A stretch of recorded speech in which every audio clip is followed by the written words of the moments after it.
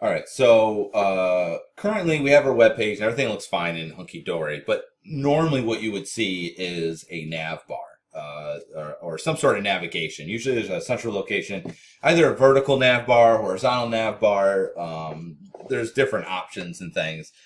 So currently we don't have one, right? There's no main primary way of navigating through the site. Now, obviously there's only one page, so we're just going to put a dummy one in, but I do want to go over it just so you can see how it's made.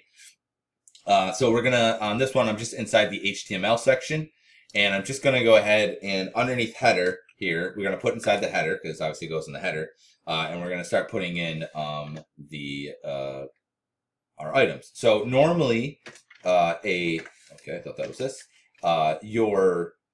your nav bar is actually a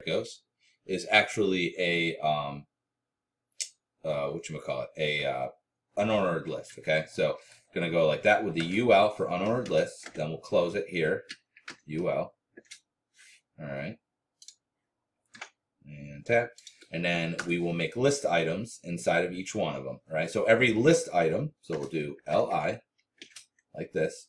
Every list item inside of it will be a link. So inside of here, we're just going to go ahead and do an href. And these are going to be dummies, which means they're not going to go anywhere. So inside of it, we're just going to put a hashtag or pound symbol for where we're linking to. And then we'll just put, I'm just going to put like item 01, which probably isn't a good name. And then we'll just close out the anchor. Okay, so each, this is what's going to show up as the link, and it's just a link that's inside of a list item. Okay, that's basically it.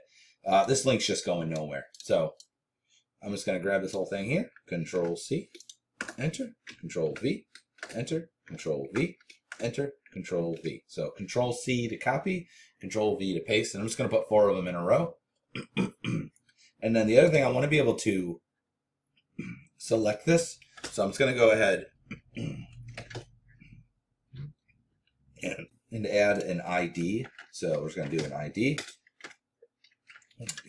equals quotes, and we're just going to call it navbar. So we have a way of selecting it and selecting all the items in here, because we have this one here, but you can see we also have an unordered list here. So I don't want to make changes to this one that will also affect this one. I want it to only affect this. So this way, it'll let me to just select this area and not the other. Okay. So by default, though, I'm going to minimize this. You're going to see it doesn't look good. It just makes this. Okay. So these are links. You can see when I hover over them, they turn into links. But this obviously doesn't look very good. I don't know if you ever opened up a website and like the CSS, like it looks all weird because the CSS didn't pop open right away, and you can see like a list that looks like this. That's the navigation. It's just, it's not being formatted by the CSS yet. So we're going to do that in the next slide.